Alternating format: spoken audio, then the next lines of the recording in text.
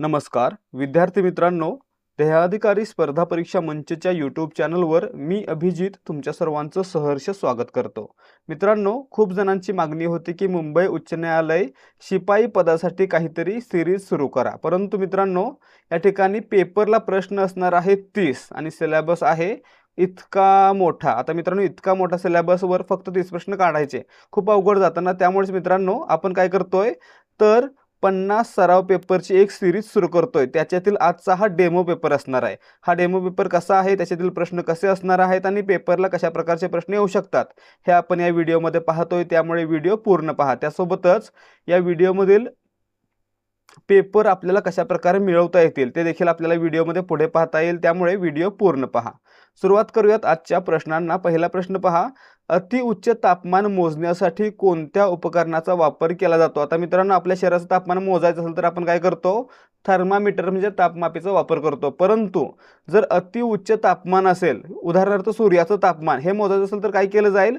तर पायरोमीटर नावाचं उपकरण वापरलं जाईल। म्हणजे आपलं उत्तर काय असणार आहे? अति उच्च तापमान मोजण्यासाठी पायरोमीटरचा वापर केला जातो। ठीक आहे, पर्याय बी आपलं योग्य उत्तर असणार आहे। प्रश्न क्रमांक 2, कुजलेल्या अंड्यासारखा उग्र आणि विशिष्ट दर्प कोणत्या वायूला असतो? कुजलेल्या अंड्यासारखा वास कशाला असतो? हायड्रोजन सल्फाइडला असतो। पर्याय सी। जर 10वी पर्यंत तुमचे विज्ञानाचे शिक्षक चांगले असतील आणि त्यांच्यामध्ये देखील वैज्ञानिक दृष्टिकोन चांगला असेल तर त्यांनी तुम्हाला हा प्रयोग करून दाखवला असेल आणि हायड्रोजन सल्फाइडची निर्मिती प्रयोगशाळेमध्ये केली असेल आणि त्याचा वास देखील तुम्हाला घेता आला असेल, त्यामुळे या ठिकाणी लक्षात ठेवायचं आहे, कुजलेल्या अंड्यासारखा उग्र दर्प, उग्र वास कशाचा असतो? हायड्रोजन सल्फाइडचा असतो, या वायूचा असतो। प्रश्न क्रमांक 3, मानवी शरीराचे तापमान नियंत्रित करण्याचे अत्यंत महत्त्वाचे कार्य मेंदूचा कोणता भाग करतो? या ठिकाणी पहा, मानवी शरीराचं सामान्य तापमान किती असतं? तर 37°C आणि मित्रांनो हे नियंत्रित कोण करतं? तर हायपोथॅलॅमस नावाचा मेंदूतील अवयव। म्हणजे आपलं उत्तर काय असणार आहे? पर्याय डी। मानवी शरीराचं तापमान त्यासोबतच भूक आणि तहान यांच्यावर कोण नियंत्रण ठेवतो? तर हायपोथॅलॅमस ठेवतो, लक्षात ठेवायचं। प्रश्न क्रमांक 4, मानवी पचन संस्थेतील लांबीने सर्वात मोठा असलेला अवयव कोणता आहे? पचन संस्थेतील लांबीने सर्वात मोठा अवयव कोणता? लहान आतडे। याची लांबी किती असते? 6 ते 7 मीटर इतकी असते, लक्षात ठेवायचं आहे। आपल्या पोटातील लहान आतड्याची लांबी 6 ते 7 मीटर इतकी असते आणि यामुळे हा पचन संस्थेतील सर्वात लांब असलेला अवयव आहे। म्हणजे पर्याय बी आपलं उत्तर असणार आहे। प्रश्न क्रमांक 5, रात्रीच्या वेळी आकाशातील ताऱ्यांचे लुकलुकणे हे प्रकाशाच्या कोणत्या नैसर्गिक प्रक्रियेचे उदाहरण आहे? या ठिकाणी पहा, नैसर्गिक प्रक्रिया असते प्रकाशाचे वातावरणीय अपवर्तन, म्हणजे अपवर्तन प्रक्रिया असते। याच्यामध्ये काय होतं तर जे वातावरण आहे त्याच्यामध्ये हवेचे जे कण आहेत त्याच्या मार्फत प्रकाशाचं काय होतं? अपवर्तन होतं आणि त्यामुळे या ठिकाणी तारे लुकलुकत आहेत असं वाटतं, असा भास होतो। म्हणजे आपलं उत्तर पर्याय सी असणार आहे, प्रकाशाचे वातावरणीय अपवर्तन। प्रश्न क्रमांक 6, वनस्पतीच्या पानांमधील हिरव्या रंगाच्या हरितद्रव्यामध्ये कोणता धातू असतो? या ठिकाणी पाहायचं आहे, वनस्पतीच्या पानांमधील हिरव्या रंगाच्या हरितद्रव्यामध्ये म्हणजेच क्लोरोफिलमध्ये मॅग्नेशियम हा धातू असतो, लक्षात ठेवायचं आहे। वनस्पतीच्या हरितद्रव्यामध्ये म्हणजेच क्लोरोफिलमध्ये मॅग्नेशियम हा धातू असतो। प्रश्न क्रमांक 7, देवीच्या आजारावरील अत्यंत प्रभावी लसीचा शोध कोणत्या शास्त्रज्ञाने लावला? या ठिकाणी पाहायचं आहे, देवीवरील सर्वात प्रभावी लस कोणी शोधली? एडवर्ड जेन्नर यांनी शोधली। म्हणजे आपलं उत्तर पर्याय बी असणार आहे। आणि मित्रांनो, यामुळेच यांना लसीकरणाचे जनक असं म्हटलं जातं, लक्षात ठेवायचं आहे। फादर ऑफ वॅक्सिनेशन किंवा लसीकरणाचे जनक कोण आहेत? एडवर्ड जेन्नर आहेत। प्रश्न क्रमांक 8 पहा, उष्णता आणि विजेचा सर्वात उत्तम सुवाहक असलेला धातू खालीलपैकी कोणता आहे? या ठिकाणी पाहायचं आहे, ॲल्युमिनियम, तांबे किंवा सोने या सर्वांपेक्षा उत्तम सुवाहक कोण आहे? तर चांदी हा धातू आहे। म्हणजे आपलं उत्तर पर्याय डी असणार आहे।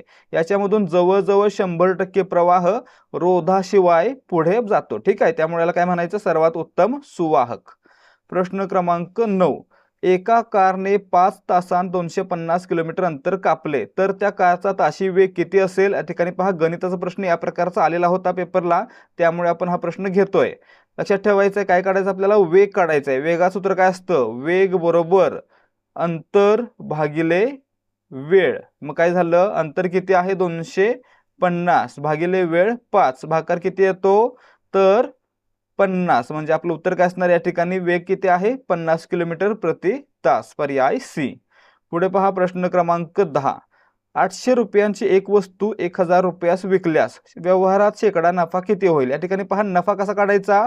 नफा बरोबर विक्री किंमत वजा खरेदी किंमत म्हणजे काय 1000 वजा 800 किती झाला 200 रुपये नफा झाला. आता आपल्याला काय करायचं आहे शेकडा नफा काढायचा आहे म्हणजे काय होणार तर नफा भागिले खरेदी किंमत किती आहे 800 गुणिले 100 काय होतं शून्याला शून्य गेले 200 भागिले 8 बरोबर किती 25 8 200 म्हणजे 25% नफा झालेला आहे म्हणजे आपलं उत्तर पर्याय सी असणार आहे. विद्यार्थी मित्रांनो, जर तुम्ही मुंबई उच्च न्यायालयाच्या शिपाई पदाचा पेपर देणार आहात तर तुम्हा सर्वांना माहित असेल की 26 एप्रिलला पेपर होणार आहे. म्हणजेच आता जवळजवळ फक्त 10 दिवस शिल्लक राहिलेले आहेत. आणि मित्रांनो 10 दिवसांमध्ये कशा सराव करायचा तर आपण घेऊन आलो आहोत फक्त 50 रुपयांमध्ये मागील वर्षांच्या प्रश्नपत्रिकांच्या पॅटर्नवर आधारित 50 सराव प्रश्नपत्रिका जे आपल्याला CBT फॉर्मॅटमध्ये म्हणजेच कॉम्प्युटर बेस्ड टेस्टच्या फॉर्मॅटमध्ये आपल्या ॲपवर सोडवता येतील. आणि मित्रांनो हे सर्व मिळणार आहे आपल्याला फक्त आपल्या देहाधिकारी स्पर्धा परीक्षा मंचच्या ॲपवर. त्यामुळे जर तुम्हाला मुंबई उच्च न्यायालय शिपाई पदासाठी 50 सराव प्रश्नपत्रिका हव्या असतील तर काय करायचं देहाधिकारी स्पर्धा परीक्षा मंचचं ॲप डाउनलोड करायचं. ते प्ले स्टोअरवर उपलब्ध आहे.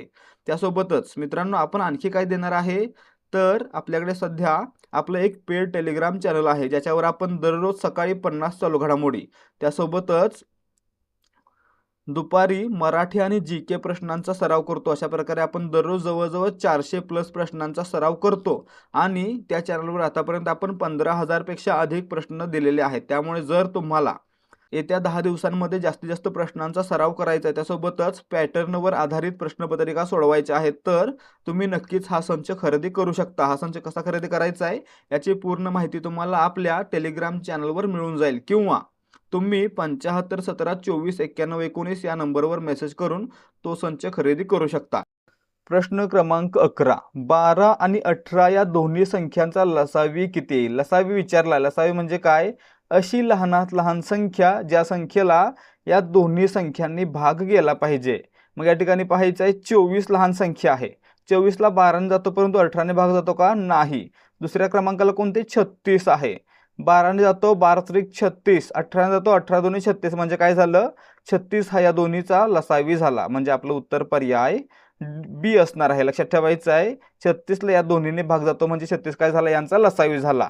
दुसरी पद्धत कोणती असते अवयव पद्धत. उदाहरणार्थ जर 12 चे अवयव पाडले तर किती पडतील 12 चे अवयव या ठिकाणी 2 गुणिले 2 गुणिले 3. आता नंतर 18 चे पाडायचे किती होत आहेत 2 गुणिले 3 गुणिले 3. आता लसावी काढताना काय करायचं सर्वातीला सामायिक अवयव आहेत ते एकदा लिहायचे. 2 सामायिक आहे आणि 3 सामायिक आहे एकदा लिहिले 2 गुणिले 3. आता असामायिक अवयव आहेत ते देखील एकदा लिहायचे म्हणजे 2 एकदा आणि 3 एकदा. आता यांचा गुणाकार किती येतो 2 त्रिक 6 6 2 12 आणि 12 त्रिक 36 म्हणजे काय झालं 36 हा यांचा लसावी झाला. ठीक आहे. अशा प्रकारे लसावी हा आहे तो दोन्ही पद्धतीने काढता येऊ शकतो किंवा पडताळता येऊ शकतो. पुढे पहा प्रश्न क्रमांक 12. 2026च्या जागतिक बॅडमिंटन अजिंक्यपद स्पर्धेचे यजमानपद कोणत्या देशाला देण्यात आलेले आहे? लक्षात ठेवायचं 2026च्या जागतिक बॅडमिंटन अजिंक्यपद स्पर्धा आहेत त्या ऑगस्ट 2026 या कालावधीमध्ये भारतातील नवी दिल्लीतील इंदिरा गांधी एरेना या ठिकाणी पार पडणार आहेत. म्हणजे आपलं उत्तर काय असणार आहे यजमानपद कोणाकडे आहे भारताकडे पर्याय सी. कुठे पार पडतील तर नवी दिल्लीतील इंदिरा गांधी एरेना या ठिकाणी पार पडतील. पुढे पहा प्रश्न क्रमांक 13. 2026 मध्ये संयुक्त राष्ट्रांची जागतिक जल परिषद कोणत्या देशात आयोजित केली जाणार आहे? या ठिकाणी पाहायचं 2026 ची संयुक्त राष्ट्रांची जागतिक जल परिषद म्हणजेच काय झालं हे याचा अर्थ UN वॉटर कॉन्फरन्स हे कुठे पार पडणार आहे तर संयुक्त अरब अमिराती आणि सेनेगल या देशांमध्ये पार पडणार आहे. म्हणजे आपलं उत्तर पर्याय ए असणार आहे. आणि कधी पार पडेल डिसेंबर 2026 मध्ये. त्यासोबतच पाहायचं आहे जागतिक जल दिवस कधी साजरा केला जातो दरवर्षी 22 मार्च हा दिवस आहे तो जागतिक जल दिवस म्हणून साजरा केला जातो. प्रश्न क्रमांक 14, 2025चा महिलांचा 19 वर्षाखालील T20 क्रिकेट विश्वचषक कोणत्या देशामध्ये आयोजित करण्यात आला होता? या ठिकाणी पाहायचं 2025चा महिलांचा 19 वर्षाखालील T20 क्रिकेट विश्वचषक आहे तो मलेशिया आणि थायलंड या देशांमध्ये संयुक्तपणे आयोजित करण्यात आलेला होता. म्हणजे आपलं उत्तर काय असणार आहे? पर्याय बी, मलेशिया आणि थायलंड. विजेता कोण झाला या ठिकाणी या स्पर्धेचा? तर अंतिम सामना झाला होता भारत आणि दक्षिण आफ्रिका, आणि यामध्ये दक्षिण आफ्रिकेचा पराभव करून भारताने ही स्पर्धा जिंकलेली होती. लक्षात ठेवायचं आहे 2025ची महिलांची 19 वर्षाखालील क्रिकेट विश्वचषक स्पर्धा आहे ती कोणी जिंकली? तर भारतीय महिला संघाने जिंकलेली होती. प्रश्न क्रमांक 15, 2026 पर्यंत कार्यान्वित होण्याच्या मार्गावर असलेले महाराष्ट्रातील वाढवण हे बंदर कोणत्या जिल्ह्यात उभारले जात आहे? वाढवण बंदर मित्रांनो महाराष्ट्रातील पालघर या जिल्ह्यामध्ये उभारले जात आहे. ठीक आहे. प्रश्न क्रमांक 16, 2026 मध्ये जाहीर झालेल्या जागतिक आनंद निर्देशांकात कोणता देश सलग 9व्यांदा पहिल्या क्रमांकावर राहिलेला आहे? या ठिकाणी पाहायचंय 2026च्या जागतिक आनंद निर्देशांकामध्ये पहिल्या क्रमांकावर आहे फिनलंड. म्हणजे आपलं उत्तर पर्याय सी असणार आहे. आणि भारत या यादीमध्ये 116व्या क्रमांकावर राहिलेला आहे. प्रश्न क्रमांक 17, मकर वृत्ताला 2 वेळा ओलांडणारी जगातील एकमेव नदी कोणती आहे? या ठिकाणी पाहायचंय मकर वृत्त विचारलंय. मकर वृत्ताला 2 वेळा ओलांडणारी नदी कोणती आहे? तर आफ्रिका खंडातील लिम्पोपो ही नदी. म्हणजे आपलं उत्तर पर्याय डी. मकर वृत्त विचारलं की लिम्पोपो. ठीक आहे. आणि जर आपल्याला विचारलं विषुववृत्ताला 2 वेळा ओलांडणारी नदी कोणती, तर ती कोणती आहे? काँगो. ठीक आहे. काँगो ही नदी विषुववृत्ताला 2 वेळा ओलांडते. ते देखील कुठे आहे? आफ्रिकेमध्ये आहे. त्याचबरोबर आता विचारलं जाईल भारतातील कर्कवृत्ताला ओलांडणारी नदी कोणती आहे? कर्कवृत्ताला 2 वेळा ओलांडणारी नदी कोणती आहे? तर त्या नदीचं नाव आहे मही नदी. हे देखील लक्षात ठेवायचं. प्रश्न क्रमांक 18, पश्चिम घाट आणि दक्षिण भारतातील सर्वात उंच शिखर कोणते आहे? पश्चिम घाट आणि दक्षिण भारतातील सर्वात उंच शिखर आहे अनयमुडी. म्हणजे आपलं उत्तर पर्याय बी असणार आहे. ठीक आहे. अनयमुडी. पुढे याची उंची किती आहे? 2695 मीटर इतकी आहे. प्रश्न क्रमांक 19, भारतातील सर्वात लांब सरोवर असलेले वेम्बनाड सरोवर कोणत्या राज्यात स्थित आहे? या ठिकाणी पाहायचंय वेम्बनाड सरोवर कुठे आहे? केरळ या राज्यामध्ये आहे. म्हणजे आपलं उत्तर पर्याय सी असणार आहे. प्रश्न क्रमांक 20, गोबीचे वाळवंट हे आशिया खंडातील मोठे वाळवंट प्रामुख्याने कोणत्या 2 देशांमध्ये विस्तारलेले आहे? या ठिकाणी पाहायचंय आशिया खंडातील वाळवंट आहे गोबीचं वाळवंट. ते चीन आणि मंगोलिया या 2 देशांमध्ये पसरलेलं आहे. म्हणजे आपलं उत्तर पर्याय डी असणार आहे, चीन आणि मंगोलिया. प्रश्न क्रमांक 21, चिखलदरा हे अतिशय निसर्गरम्य थंड हवेचे ठिकाण महाराष्ट्रातील कोणत्या जिल्ह्यात आहे? चिखलदरा विचारलं की लक्षात ठेवायचं अमरावती. पर्याय सी. जर तोरणमाळ विचारलं तर त्या ठिकाणी नंदुरबार असणार आहे. पुढे प्रश्न क्रमांक 22, 1922 मध्ये प्राचीन मोहेंजोदारो या शहराचा शोध कोणत्या पुरातत्व शास्त्रज्ञाने लावला? या ठिकाणी पाहायचंय मोहेंजोदारो शोध कोणी लावला? याचा शोध लावलेला होता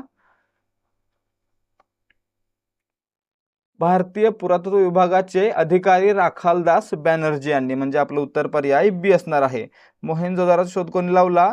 तर राखालदास बॅनर्जी यांनी 1922 साली. ठीक आहे. हे कुठे आहे? सध्या पाकिस्तानमध्ये आहे. याला काय म्हणतात?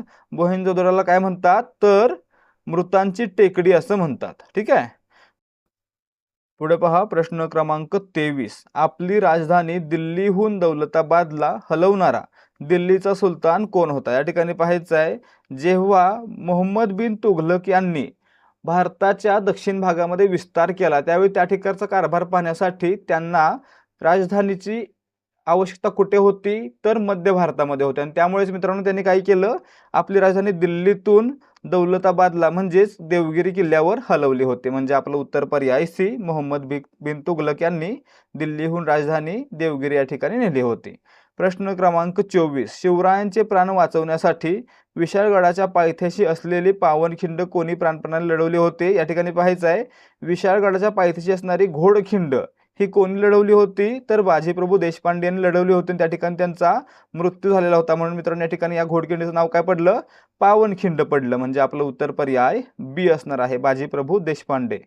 प्रश्न क्रमांक 25. 1932 मध्ये महात्मा गांधी आणि डॉक्टर बाबासाहेब आंबेडकर यांच्यात कोणता ऐतिहासिक करार झाला? या ठिकाणी पहा, आजच डॉक्टर बाबासाहेब आंबेडकर यांची जयंती आहे, यांना विनम्र अभिवादन. या ठिकाणी महात्मा गांधी आणि भारतरत्न डॉक्टर बाबासाहेब आंबेडकर यांच्यामध्ये 1932 साली पुण्यातील येरवडा येथे पुणे करार झालेला होता. म्हणजे आपलं उत्तर पर्याय सी असणार आहे. याच्यावर महात्मा गांधींच्या वतीनं पंडित मदन मोहन मालवीय यांनी सही केली होती. प्रश्न क्रमांक 26. 1916 मध्ये भारतातील पहिल्या महिला विद्यापीठाची स्थापना कोणी केली? या ठिकाणी पाहायचं आहे, महर्षी धोंडो केशव कर्वे यांनी 1916 मध्ये जपानमधील महिला विद्यापीठाच्या धर्तीवर भारतातील पहिलं महिला विद्यापीठ स्थापन केलं होतं. म्हणजे आपलं उत्तर पर्याय डी असणार आहे, महर्षी धोंडो केशव कर्वे. पुढे मित्रांनो, याला विठ्ठलदास ठाकरसी यांनी काय केलं? देणगी दिली, आणि त्यामुळे मित्रांनो त्यांच्या मातोश्रींचं नाव SNDT म्हणजे श्रीमती नाथीबाई दामोदर ठाकरसी हे या विद्यापीठाला देण्यात आलं. लक्षात ठेवायचं, SNDTचं आधीच नाव काय होतं? फक्त महिला विद्यापीठ होतं. पुढे पहा, प्रश्न क्रमांक 27. आग्नेय आशियाई राष्ट्रांची संघटना असलेल्या आसियानचे मुख्यालय कोठे आहे? या ठिकाणी पहा, आसियान या संघटनेचं मुख्यालय आहे इंडोनेशियाची राजधानी जकार्ता या ठिकाणी. म्हणजे आपलं उत्तर पर्याय सी असणार आहे. लक्षात ठेवायचं आहे, एशियान या संघटनेचे मुख्यालय कुठे आहे? तर जकार्ता या ठिकाणी आहे. आता याच्या पुढे कोणता प्रश्न विचारला जाऊ शकतो? या ठिकाणी पाहायचं आहे, एशियानची स्थापना कधी झाली होती? तर 1967 साली झाली होती. आणि मित्रांनो, याच्यामध्ये एकूण सदस्य देश किती आहेत? तर 10 आहेत. हे देखील लक्षात ठेवायचं आहे. प्रश्न क्रमांक 28. न्यूझीलंड या ओशिनिया खंडातील देशाची राजधानी कोणती आहे? न्यूझीलंडची राजधानी कोणती आहे? वेलिंग्टन आहे. वेलिंग्टन. लक्षात ठेवायचं, न्यूझीलंड वेलिंग्टन, पर्याय ए. प्रश्न क्रमांक 29. भारतीय संविधानातील कोणते कलम निवडणूक आयोगाच्या स्थापनेशी संबंधित आहे? मित्रांनो, भारतातील केंद्रीय निवडणूक आयोगाची स्थापना आहे ती भारतीय राज्यघटनेच्या कलम 324 अन्वये केली जाते. म्हणजे आपलं उत्तर पर्याय सी असणार आहे. त्यासोबतच कलम 324B नुसार याच्यामध्ये मुख्य निवडणूक आयुक्त आणि इतर आयुक्तांची नेमणूक केली जाते. प्रश्न क्रमांक 30. पर्यावरण रक्षणाविषयी जागरूकता निर्माण करण्यासाठी जागतिक वसुंधरा दिन कधी साजरा केला जातो? या ठिकाणी पहा, वरच्या प्रश्नामध्ये आणखी काही माहिती मिळते. तर निवडणूक आयोगाची स्थापना कधी झाली होती? 25 जानेवारी 1950 साली. ठीक आहे. त्यासोबतच सध्या भारताचे मुख्य निवडणूक आयुक्त कोण आहेत? याचं उत्तर तुम्ही मला कमेंट करून सांगायचं आहे. आता पुढचा प्रश्न पहा, काय होता? तर जागतिक वसुंधरा दिवस कधी साजरा केला जातो? तर लक्षात ठेवायचं, दरवर्षी 22 एप्रिल हा दिवस जागतिक वसुंधरा दिवस म्हणून साजरा केला जातो. म्हणजे आपलं उत्तर काय असणार आहे? पर्याय बी, 22 एप्रिल जागतिक वसुंधरा दिवस. त्यासोबतच 22 मार्च जागतिक जल दिवस, जागतिक वॉटर डे. त्यासोबतच 5 जून जागतिक पर्यावरण दिवस आणि 11 जुलै जागतिक लोकसंख्या दिन इत्यादी गोष्टी लक्षात ठेवायच्या.